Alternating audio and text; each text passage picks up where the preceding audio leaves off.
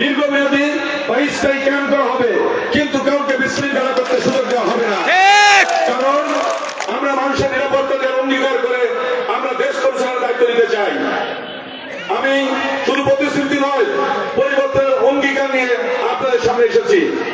আমি চাই আগামীতে এই জনপদে প্রত্যেকটা মানুষের কর্মসংস্থান নিশ্চিত করতে, বিশেষ করে আমাদের যুবক যুবতী যারা আছে, যারা শিক্ষিত আছে, তাদের জন্য কর্মসংস্থান ব্যবস্থা করতে। আমি চাই আমাদের পাশে যে মোংলা বন্দর আছে, সুন্দরবন আছে, রপ্তানি প্রক্রিয়াকরণ অঞ্চল অর্থাৎ ইপিজেড আছে, এখানে সক্ষমতা বৃদ্ধি করে ইন্ডাস্ট্রির সংখ্যা বাড়িয়ে এবং মোংলা বন্দরের সক্ষমতা বৃদ্ধি করে এখানে কাজের সুযোগ বৃদ্ধি করতে, যাতে আমাদের জনপদের যোগ্য সন্তানরা সেখানে চাকরি পায়, শ্রমিকরা যেন সেখানে কাজ পায়। কারণ প্রত্যেকটা মানুষ যদি কাজ পায়, সে কিন্তু আর অপকর্মের ভিতরে যাবে না, সে তার পেশা নিয়ে ব্যস্ত থাকবে। এই জনপদের যে সম্ভাবনা আছে, আমাদের সুন্দরবন কেন্দ্রিক পর্যটন শিল্প, আমরা সেটাকে বিকশিত করে এখানে কাজের ব্যবস্থা করতে চাই। সুতরাং এই জনপদের প্রত্যেকটা মানুষের জন্য তাদের যোগ্য কাজের ব্যবস্থা আমরা করবো, সেই প্রতিশ্রুতি আমরা রাখছি। যারা সামাজিক ভাতা বা যেসব সুবিধা আছে, সেগুলো জনপদের প্রত্যেকটা নারীর জন্য বিএনপি অঙ্গীকার করেছে। আগামীতে দেশ পরিচালনার দায়িত্ব পেলে আমাদের মধ্যবিত্ত নিম্নবিত্ত নারীদের জন্য ফ্যামিলি কার্ড দেওয়া হবে। এই কার্ডটি পাবে ওই পরিবারের নারী প্রধান, সে যাতে তার সংসারের হাল ধরতে পারে এবং ন্যূনতম চাহিদা পূরণ করতে পারে। সেজন্য ফ্যামিলি কার্ডের মধ্যে দিয়ে আমাদের নারীদেরকে আত্মমর্যাদা বৃদ্ধি করার সুযোগ করে দেওয়া হবে। আপনারা জানেন, যে পরিবারের নারী প্রধান বা নারীর যদি সম্পত্তি থাকে, টাকা পয়সা থাকে, তাহলে পরিবারে তার মান সম্মানটা একটু বেশি থাকে এবং সন্তানরা তাকে কিন্তু শ্রদ্ধা করে। সুতরাং আমরা চাই নারীদের মর্যাদা বৃদ্ধির জন্য এই ফ্যামিলি কার্ডটা নারীদের হাতে তুলে দিতে। আমরা কৃষকের জন্য চাই কৃষি কার্ড দিতে, যার মধ্য দিয়ে সে কৃষি উপকরণ ক্রয় করতে পারে, বীজ সার ক্রয় করতে পারে, তার নিত্য প্রয়োজনীয় জিনিস ক্রয় করতে পারে। আমরা চাই জেলেদের জন্য জেলে কার্ড প্রবর্তন করতে।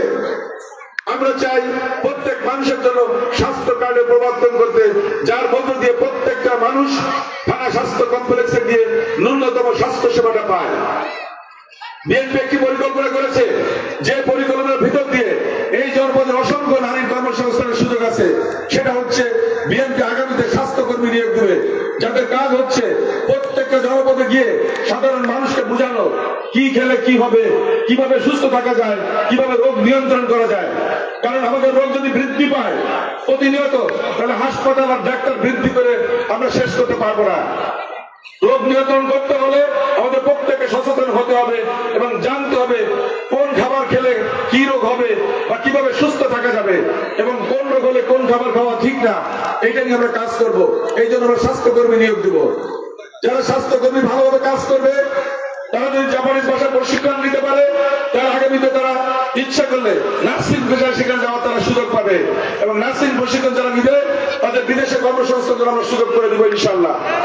আমরা বলতে চাই, ইতিমধ্যে বিএনপি চায়না, কোরিয়া, জাপান সহ ইউরোপের কয়েকটি দেশের সাথে কথা বলেছে। আগামীতে যদি দেশ পরিচালনার দায়িত্ব পায়, বিএনপি দক্ষ জনশক্তি ওই সব দেশে রপ্তানি করবে এবং সেক্ষেত্রে এই জনপদের মানুষের গুরুত্বের সঙ্গে আমরা বিদেশে পাঠানোর চেষ্টা করব। কারণ আমাদের জলবায়ু পরিবর্তনের কারণে এখানে কর্মসংস্থানের অভাব আছে। আমাদের কৃষক নাই, জেলে নাই, মাঝি নাই। সুতরাং তাদের সন্তানদেরকে কর্মসংস্থানের জন্য আমাদের সবচেয়ে বেশি গুরুত্ব দিতে হবে। আমি এই জনপদের মানুষ, আপনারা জানেন আমার বাড়ি পাশের গ্রামে বড়দিয়াতে। আমার গ্রামের তিন দিকে নদী, একদিকে কুমারখালী, আর একদিকে দাউদখালী, আর মাঝখানে হচ্ছে মোংলা নদী। সুতরাং এই তিন নদীর মোহনায় কিন্তু আমি বেড়ে উঠেছি। সুতরাং আমি জানি এই জনপদের মানুষের সুবিধা কি আছে, অসুবিধাগুলো কি আছে। যেহেতু আমি আপনাদেরই একজন, আমি একটা সাধারণ পরিবার থেকে বেড়ে উঠেছি, সুতরাং আমি জানি সাধারণ পরিবারের ভিতর কিভাবে ঘুরে দাঁড়াতে হয়। আমি চাই আমাদের সন্তানদেরকে সেই সুশিক্ষা দিতে, যার মধ্য দিয়ে আগামীতে তারা কর্মসংস্থানের ব্যবস্থা করতে পারে। এই জনপদে আমাদের শিক্ষা ব্যবস্থার অনেক অসঙ্গতি রয়েছে। আমরা চাই কারিগরি শিক্ষাকে শক্তিশালী করতে, যার মধ্য দিয়ে নিম্ন মধ্যবিত্ত পরিবারের সন্তানরা তাদের শিক্ষা নিয়ে তারা তাদের কাজের সুযোগ করে নিতে পারে দেশে এবং বিদেশে।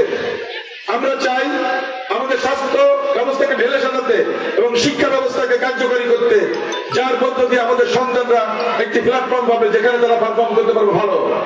অনেকে খেলাধুলা ভালো করবে, অনেকে লেখাপড়া লেখাপড়া ভালো করবে, অনেকে সাংস্কৃতিক চর্চা করবে, কিন্তু আমরা চাই সেই সুযোগটা তাদেরকে করে দিতে। আমরা চাই এই জনপদকে মাদক মুক্ত করতে। এই ব্যাপারে কোনো ছাড় নেই। মাদক কারবারিকে আমরা যে কোনো মূল্যে নির্মূল করবো ইনশাল্লাহ। আমরা চাই আমাদের সন্তানরা মাদক মুক্ত পরিবেশে খেলাধুলা করুন, তারা বেড়ে উঠুক এবং তারা যেন তাদের মেধা মনন দিয়ে তারা জাতীয় পর্যায়ে, আন্তর্জাতিক পর্যায়ে তারা আমাদের নেতৃত্ব দিতে পারে। আমরা চাই না আমাদের সন্তানরা পিতা মাতা যেগুলো আত্মসমাধি যে কার্ডগুলো আছে এইগুলোকে পেতে হলে আপনাদের আগামীতে বিএনপিকে দেশ পরিচালনার দায়িত্ব দিতে হবে। আর সেজন্য আগামী 12ই ফেব্রুয়ারি যে নির্বাচন, এটা খুবই গুরুত্বপূর্ণ একটা নির্বাচন। এই নির্বাচনকে ঘিরে গত 2-3 দিন আমরা সোশ্যাল মিডিয়া দেখতে পাচ্ছি ইতিমধ্যে ষড়যন্ত্র শুরু করেছে সেই যারা সবসময় মানুষকে ইসলামের কথা বলতেছে বা ভালো কথা বলতেছে।